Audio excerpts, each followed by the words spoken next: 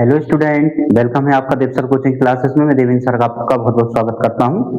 और आज हम लेकर के आए हैं हिस्ट्री क्लास 12। कल जैसा कि पेपर है बच्चों का, इसमें कई कमेंट आ रहे हैं। सर बच्चे कह रहे हैं कि हम 4 नंबर का आंसर कैसे लिखें और कैसा हम आंसर लिखें ताकि हमें पूरे नंबर मिले। तो आज हम ये सजेशन वीडियो लेकर के आए हैं बच्चों को ये बताने के लिए कि हमें 4 नंबर का जो आंसर है वो कॉपी पे कैसे लिखना है। देखिए, यदि आप ऐसे लिखोगे तो नंबर आपके पक्के। इस पे हमने ये वीडियो बनाया है। आज का टॉपिक भी हमारा यही है कि ऐसे लिखना है। तो ऐसे लिखोगे तो नंबर पक्के। 1857 का विद्रोह 4 नंबर का यदि ये क्वेश्चन हमारे पास आता है तो ये आंसर हम कैसे लिखना है, ये इस पे हम आज वीडियो बना रहे हैं। क्वेश्चन भी हमने इंपॉर्टेंट ही लिया हुआ है ताकि आपकी तैयारी भी हो पाए और हम ये प्रॉपर जान पाए कि आंसर को आखिर हम लिखें कैसे। तो 1857 के विद्रोह के कारण और परिणाम। तो जैसे कि इसमें हमारे दो टॉपिक आ रहे हैं। पहला तो हमें 1857 और इसके कारण और परिणाम। अब हमारे पास यहाँ सेटिस्फाई कितने हो गए हैं? 3। पहला हमें 1857 क्या है ये, दूसरा इसका कारण, तीसरा हमारा परिणाम। अब ये हमें यदि पता है कि भाई विद्रोह के कारण क्या है, इसका परिणाम क्या है, तो हमारी डेफिनेशन, हमारी परिभाषा हमारे कारणों में ही आ जाएगी। तो हमें एक सेटिस्फाई यानी कि अलग से कारण लिखना है, फिर आधे पे हमें परिणाम लिखना है। दो यदि हम पार्ट में आंसर देंगे तो हमारा एक्चुअल में सही आंसर बन पाएगा। आपको देखना है कॉपी जो पेज है वो आपका रहता है। आपने देखा होगा यहाँ पर हमारा जो मार्जिन लाइन रहती है, सो मार्जिन लाइन आपको मिलेगी कॉपी पे इस प्रकार से, ठीक है।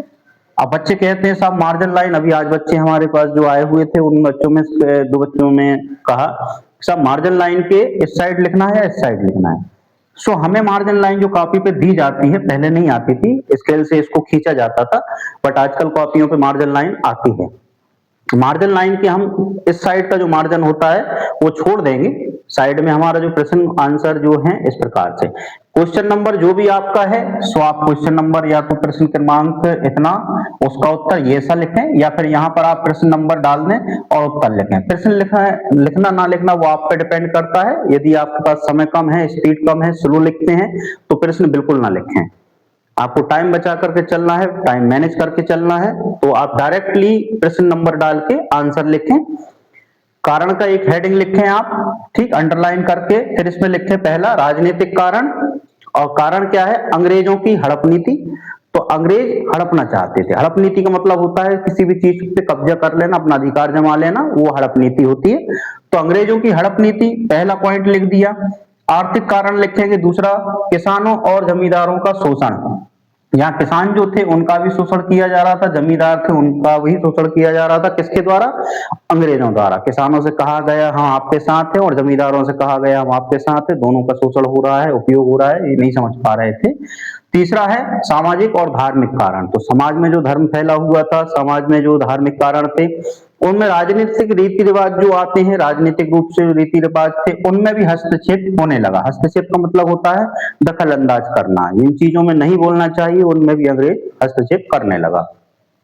अगला कारण था सैनिक कारण। सैनिकों के जो कारण थे, जो सेनाओं में भर्ती जो सैनिक थे अंग्रेजों के द्वारा, उनको यहाँ पर इनफिनिट जो राइफलें चला करती थी, उन बंदूकों में जो लंबा कारतूस चला करता था उनको बंद कर दिया गया, क्योंकि वो सीढ़ जाता था और जिससे अंग्रेजों का नुकसान होता था। तो यहाँ पर जो नई कारतूस दी गए, नई बंदूकों में इनफिनिट जो बंदूकें आई उनकी, उन बंदूकों में जो जर्रा सा कैप्सूल वाला कारतूस उन्होंने चलाया ताकि वो उसको अच्छे से रख पाए।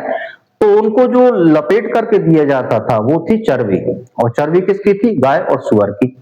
तो ये चर्बी में मिक्सअप किया गया। इसके मुखिया के रूप में जो हमारे मंगल पांडे रहे हैं नायक, उनके द्वारा ये बात सैनिकों को बताई गई कि ये एक्चुअल में कोई खोल नहीं है, कोई कवर नहीं है। अंग्रेजों ने इसको कवर बताया था, जबकि ये कवर या खोल ना होकर के ये थी चर्बी। किसकी चर्बी? सुअर और गाय की।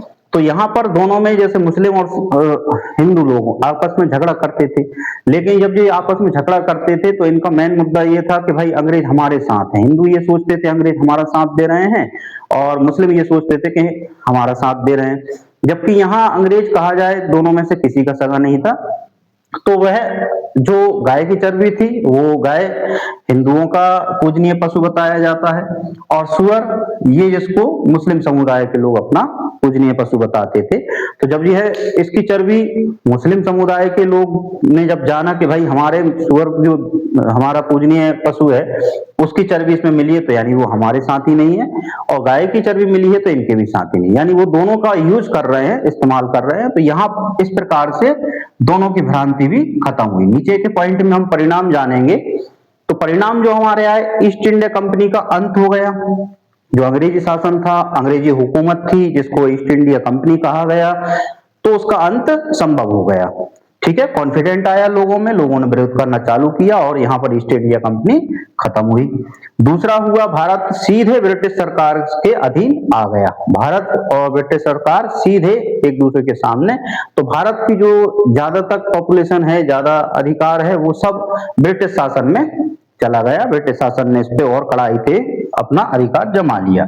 सेना में बदलाव हुए, जो सेना अलग चेंजिंग था, सेना के नियम थे, शेड्यूल थे, उनमें परिवर्तन हो गया।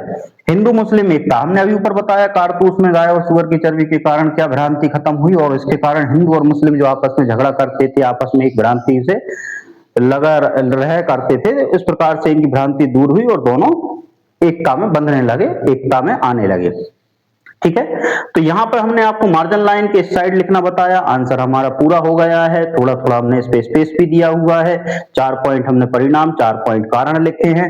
अच्छा, आप बताएंगे साहब ये लाइन यदि हमारी बड़ी हो जाती है तो क्या हम इस साइड भी मार्जिन लाइन छोड़ें? तो बिल्कुल छोड़ना है, बट मार्जिन लाइन खींचना नहीं है हमें। एक अनुमानित जितनी लाइन हमारी मार्जिन की इस साइड है, पेज के दूसरी साइड भी हम उतनी ही मार्जिन लाइन मान करके चलेंगे, और इतने पेज का यूज हमें नहीं करना है, इस साइड मार्जिन लाइन का यूज हमें नहीं करना है। एक सेटिस्फाई जो आंसर है वो हमें बिल्कुल कॉपी के सेंटर में इस प्रकार से लिखना है। ऊपर हमारा प्रश्न डालेंगे, उसके लिए जगह छोड़ देंगे, नीचे का भी स्पेस हम इतना कम से कम छोड़ के रखेंगे। तो हमारा एक बीच का जो सेंटर पेज बच रहा है उसी में हमारा आंसर होगा। 4 नंबर का एक आंसर हमें एक ही पेज पे लिखना है। ठीक है, ध्यान रखिएगा, लिखने का तरीका ये है। 3 नंबर का आंसर यदि है तो हम एक पेज पे 2 आंसर लिखेंगे, और 2 नंबर का यदि हमारा आंसर है तो एक पेज पे हमें 3 आंसर लिखने हैं। ठीक है, ध्यान रखिएगा, एक पेज पे 3 आंसर वो 2 नंबर के, एक पेज पर 2 आंसर 3-3 नंबर के, और एक पेज पर हमारा 4 नंबर का पूरा आंसर। ये यदि हम ऐसे लिखते हैं तो हम 100% और अच्छे नंबर पाएंगे उन बच्चों से जो ज्यादा लिख के आते हैं, कॉपियां भर के आते हैं, पूरा कंजेस्टेड कर देते हैं पेज को, और पूरा पेज आप इंक से भर देते हैं। ठीक, उस पे नंबर जो आपको मिलेंगे वो ऐसा आंसर लिखने पे आपको पूरे पूरे नंबर दिए जाएंगे, और इस प्रकार से आप अच्छे नंबर पाएंगे। ठीक है, आशा करते हैं ये वीडियो आपके लिए हेल्पफुल रहेगा कल की परीक्षा के लिए। और हमारा चैनल यूट्यूब पर है, इससे रिलेटेड आपको वीडियो देखना है, स्पष्ट, क्लियर और पूरा लॉन्ग वीडियो आपको वहां पर प्रोवाइड कर दिया जाएगा। YouTube@देवेंद्र सर जी, आप इसको ज्यादा से ज्यादा सब्सक्राइब करें ताकि हमें सहयोग मिले, और यदि हमें ये वीडियो पे सब्सक्राइब आपका मिलता है तो हम ऐसे ही वीडियो एजुकेशन वाले आपके लिए प्रॉपर रूप से बनाते रहेंगे, ताकि आप जैसे बच्चे जो इससे जुड़ रहे हैं वो प्रॉपर रूप से अपनी तैयारी कर पाएं, अपनी पढ़ाई कर पाएं। Thank you for watching this video. Thank you very much. बहुत बहुत धन्यवाद सभी का।